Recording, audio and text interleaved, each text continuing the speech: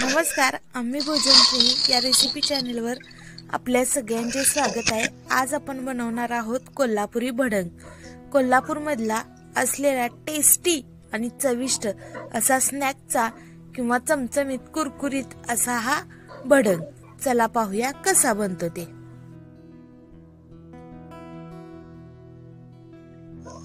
कोल्हापुरी भडंग बनवण्यासाठी मी असे हे चिरमुरे घेतलेत। ह्या अशा पद्धतीचे चिरमुरे असतात, हे असे टपोरे असतात आणि भडंगसाठी कोल्हापूरमध्ये हे चिरमुरे वापरले जातात। आम्ही हे वारणा बाजारमधून घेतो।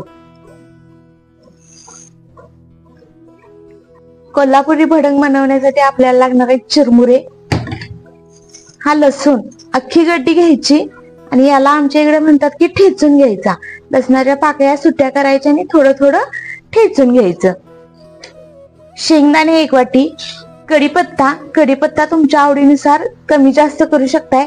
कढीपत्त्याचा आणि लसणाचा स्वाद अप्रतिम येतो। तिखट, मीठ आणि ही पिठी साखर, फोडणीसाठी तेल, एवढ्या साहित्यात आपण चविष्ट भडंग बनवणार आहे। आज कोल्हापुरात बनतो तसा। चिरमुरे बसतील इतपत भांड गरम करायचं आणि त्यामध्ये तेल सोडून घ्यायचं।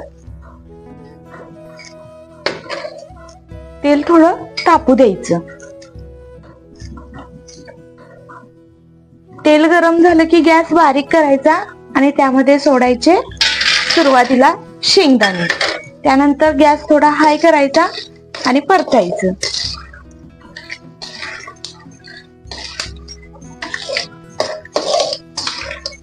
शेंगदाणे भाजत आले की त्यामध्ये टाकायचं, शेंगदाणे चांगले भाजले पाहिजेत हा। त्यामध्ये टाकायचं लसूण,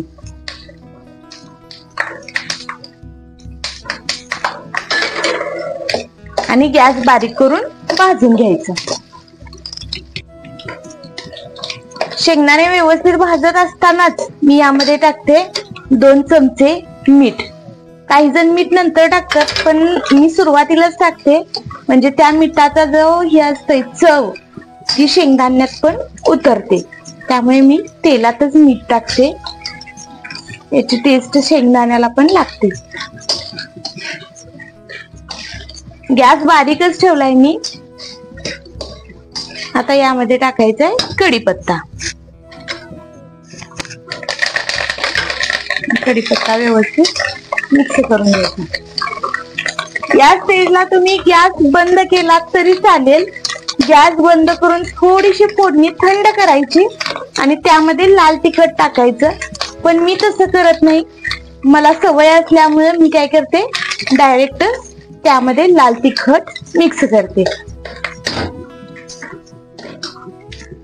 जास्त जर तेल गरम असेल तर लाल तिखट करपण्याची शक्यता असते।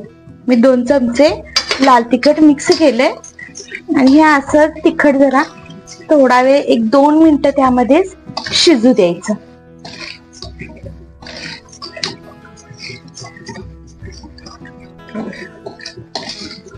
आपल्याला हे लाल तिखट शिजत असलेलं दिसतंय।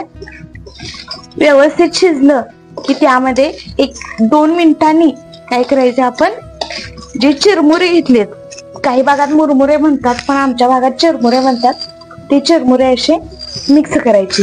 मी गॅस बंद केलेला नाही आणि सतत हलवत राहायचं।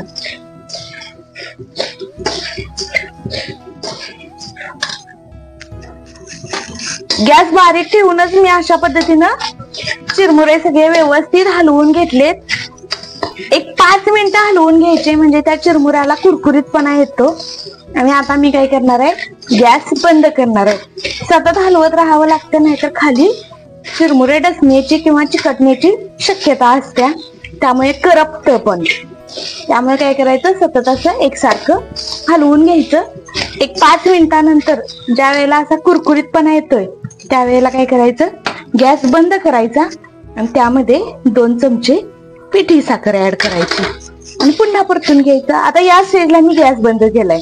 पिठी साखर ज्या वेळेला घालतोय त्यावेळेला काय करायचं, गॅस बंद करायचा आणि व्यवस्थित मिक्स करून घ्यायचं। तिखट तुमच्या मुलांच्या चवीनुसार, आवडीनुसार तुम्ही काय करू शकताय, कमी जास्त प्रमाणात घेऊ शकताय. हे बघा, तयार आहे आपलं कोल्हापुरी भडंग.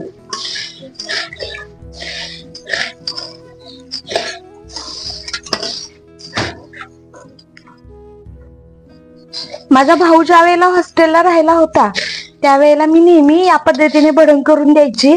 तर सगळ्या मुलांनी काय काय खाऊ आणलेला. त्याच्यामध्ये सुरुवातीच्या 1-2 दिवसातच पहिल्यांदा माझ्या भावाचा भडंग संपायचा. ज्यावेळेला तो डिप्लोमाला भोसे कॉलेजला होता त्यावेळेला मी त्याला या पद्धतीनं भडंग करून द्यायची. तुम्ही तुमची मुलं हॉस्टेलला राहत असली तर हॉस्टेलला त्यांना काहीतरी खाऊ घालण्यासाठी म्हणजे या पद्धतीचा भडंग करून देऊ शकताय. लहान मुलांना दुपारच्या सुट्टीत खाण्यासाठी करून देऊ शकताय. आमच्या आई सहलीला जाताना पण या पद्धतीचा आम्हाला भडंग करून द्यायची. हा भडंग तुम्ही लहान भुकेसाठी वापरू शकताय. मुलांना डब्यातून खाऊ देऊ शकताय दुपारच्या सुट्टीत खाण्यासाठी. किंवा सुकी भेल, ओली भेल कोल्हापुरात याच भडंगची बनवली जाते आणि टी टाइम स्नॅक्स म्हणून सुद्धा खाऊ शकताय. यावरती जर कांदा, टोमॅटो, कोथिंबीर आणि लिंबू पिळून खाल्लं तरी खूप छान लागते. किंवा याची ओली भेल बनवून खाल्ली तरी अप्रतिम लागत्या. तयार आहे आपली कोल्हापूरची जगप्रसिद्ध असलेली भडंग, कोल्हापुरी भडंग. तुम्हाला ही रेसिपी कशी वाटली ते कमेंट करून सांगा. आमच्या चॅनेलला रेसिपी आवडल्यास लाईक करा, शेअर करा, सबस्क्राईब करा. धन्यवाद. अशाच रेसिपीसह भेटूया पुढील भागात.